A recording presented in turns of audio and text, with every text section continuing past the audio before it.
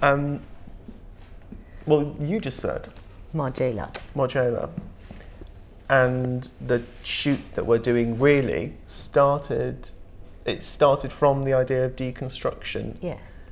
Which is obviously what they do and always have done.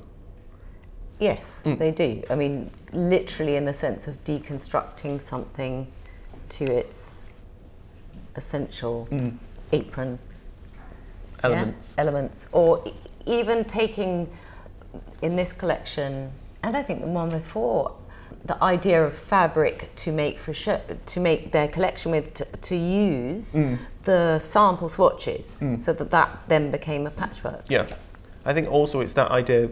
For me, it's kind of because there's physical deconstruction and there's conceptual deconstruction, which I think, in a sense, it's very much about kind of deflating these ideas of couture being something very precious, very exquisitely raw. To do with the fabric and all the embroidery, and actually what they're deconstructing it to is the design and the thought.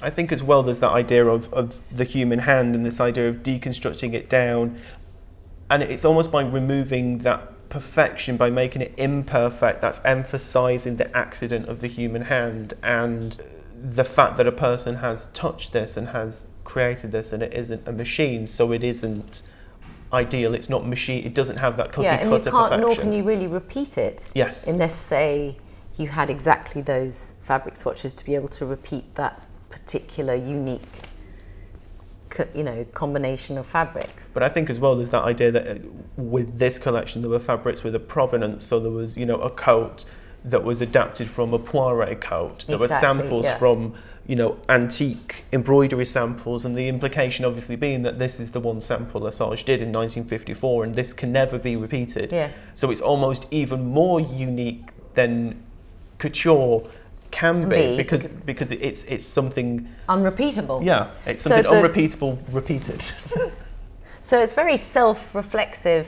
Yeah. Deconstruction. I think as well it's that idea of them showing as part of couture, and it's not so much about asking what Margiela is, because everyone knows what Margiela is, but then it's questioning couture and where's Margiela's place within couture, and how does these kind of internal reflections of how, if Margiela was doing couture, which is about perfection, how would Margiela do that? And, you know, what is perfection at Margiela? And who is Margiela? Yes. So that the whole thing is questioning our notion of knowing, whether it's the construction or what a dress, haute couture dress means, but also the idea of designer.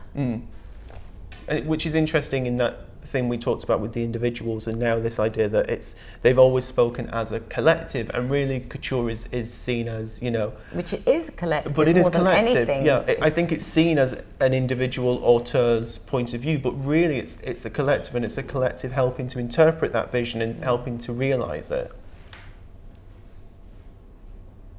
Brilliant. We're done now.